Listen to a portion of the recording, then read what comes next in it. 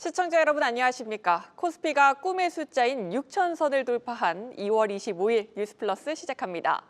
6,083.86포인트, 코스피가 또 한 번 새 역사를 썼습니다. 종가 기준으로 지난달 27일 처음 5,000포인트를 달성한 이후 무려 18거래일 만에 6,000 고지를 밟은 겁니다. 올해 들어서만 벌써 45% 올라 글로벌 주요국 증시 가운데 압도적인 1위 기록하고 있습니다. 과열 우려도 물론 있지만 우리 증시에 붙은 자신감 또한 만만치 않습니다. 증권부 강미선 기자와 시장 진단해 보겠습니다. 강 기자, 어제 저희가 내일 6,000 갈 수도 있다 이렇게 얘기를 했는데 정말 그 말이 현실이 됐습니다. 오늘 시장 상황부터 정리해 볼까요? 네, 그렇습니다. 벌써 6,000이라는 말이 오늘 정말 많이 나왔던 하루였는데요. 그만큼 이 6,000이라는 숫자만큼 한국 주식시장 레벨이 한 단계 위를 향하는 이 상징적인 날이라고 볼 수 있습니다. 코스피가 5,000선을 돌파한 건 종가 기준 지난달 27일인데 단 18거래일 만에 1,000포인트가 상승을 한 겁니다. 오늘도 삼성전자와 SK하이닉스가 지수 상승을 이끌었고 현대차와 기아가 각각 9%, 12.7% 강세로 힘을 더했습니다. 장출반 6,000선을 가뿐히 넘었고 장중 6,100선까지 오르다가 이 차익 실현 매물이 나오면서 빠졌는데요. 지수는 가뿐히 6,000 위를 지키며 전일 대비 1.91% 오른 6,083.86에서 마감했습니다. 수급을 보시면요. 오늘도 기관 매수세가 강했습니다. 기관은 8,800억 원 순 매수에 나섰고 개인도 2,300억 원 사들였습니다. 반면 외국인은 1조 2,800억 원 순 매도를 했는데요. 눈에 띄는 건 외국인이 1조 원 넘게 팔았는데도 지수가 올랐다는 점입니다. 이는 금융 투자를 중심으로 한 기관 매수와 대형주 중심으로 수급 집중이 지수를 끌어올렸다는 의미인데요. 한국 증시의 글로벌 거래소 시총 순위는 지난해 13위에서 이달 초 8위까지 급상승을 했습니다. 상승률로는 주요국 중 증시 중 압도적인 1위인데요. 앞서 밸류업 한 단계를 도약을 이뤄냈던 일본 증시처럼 이 디스카운트 해소 기대가 커지는 이유에서입니다. 네, 시장에선 8,000까지도 눈높이를 높이고 있습니다. 강 기자, 8,000도 정말 현실이 될까요? 5,000까지만 해도 조금 주저하는 모습이었는데 오히려 6,000까지 찍고 나니까 자신감이 더 붙은 모습입니다.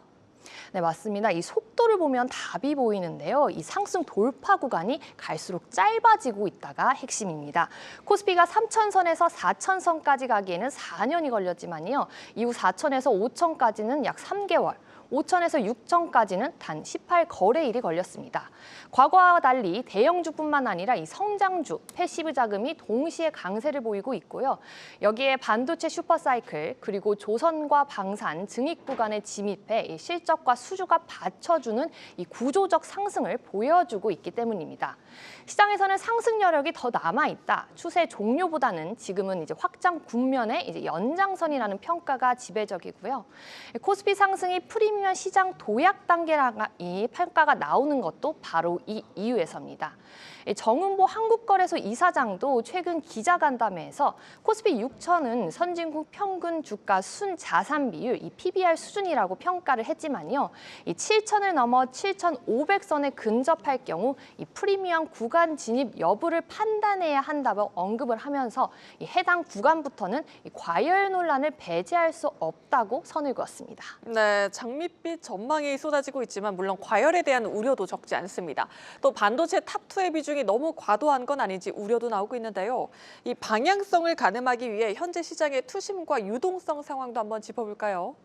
네, 맞습니다. 이 상승 구간이 짧아질수록 이 차익 실현 매물도 그만큼 빠르게 많이 나올 수 있다는 가능성이 있는데요.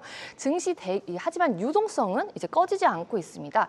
증시 진입을 위한 대기 자금이 투자자 예탁금을 한번 보시면요. 코스피 5,000을 넘긴 이후에도 계속 100조 원대를 유지하고 있습니다. 1년 전과 비교하면 2배가량 늘어난 겁니다.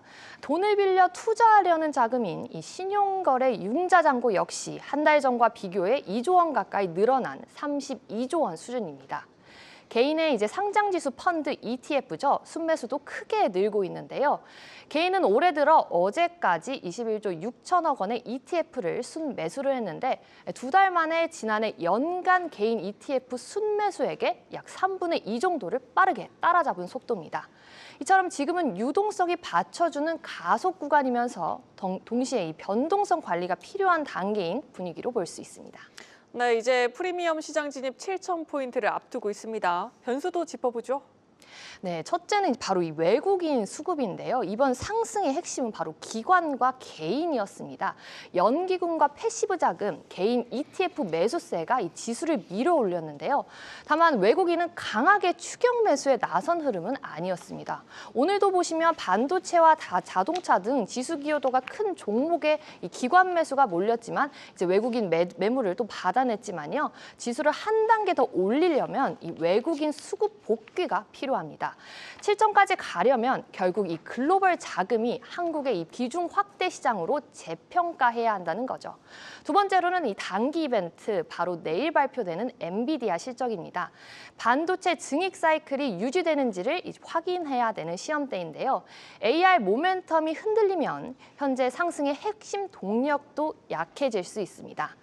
마지막으로 거시 변수죠. 미국 금리와 달러 강세입니다. 지금은 유동성과 실적이 받쳐주는 가속 구간이지만 7천으로 가는 길은 결국 외국인의 수급과 글로벌 환경이 결정할 가능성이 큽니다. 네, 여기까지 듣겠습니다. 증권부 강미선 기자였습니다.